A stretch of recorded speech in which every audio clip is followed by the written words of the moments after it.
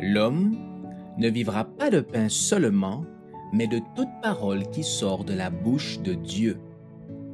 Voici votre moment de méditation quotidienne.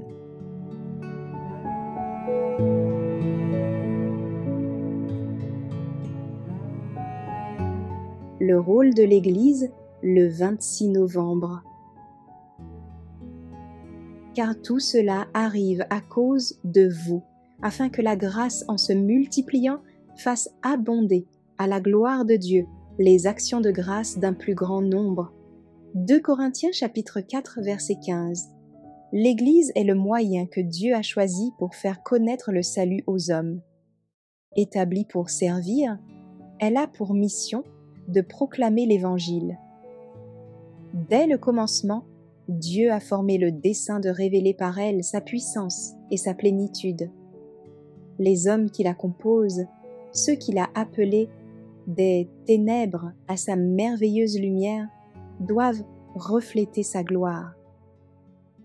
L'Église est la dépositaire des richesses de la grâce du Christ, et c'est par elle que l'amour de Dieu se manifestera finalement de façon puissante et décisive aux dominations et aux autorités dans les lieux célestes.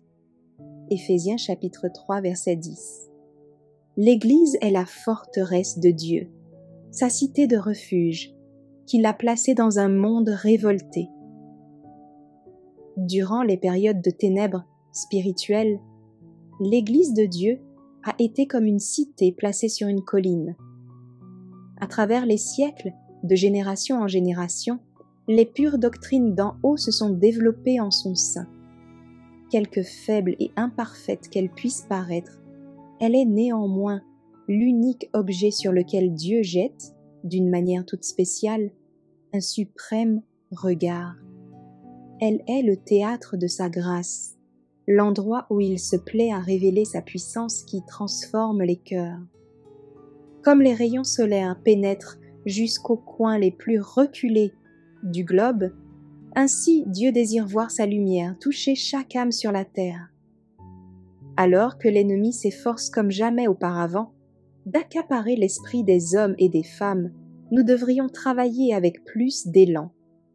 Avec constance et désintéressement, nous avons pour tâche de proclamer en tout lieu le dernier message de miséricorde. Nous devons toucher toutes les classes de la société, toutes les nationalités. Ceux que nous côtoyons ne doivent pas être laissés dans l'ignorance.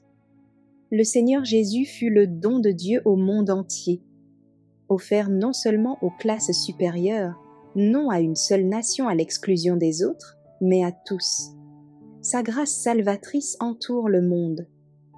Quiconque en éprouve le besoin peut boire l'eau de la vie. Le monde espère entendre le message de la vérité présente.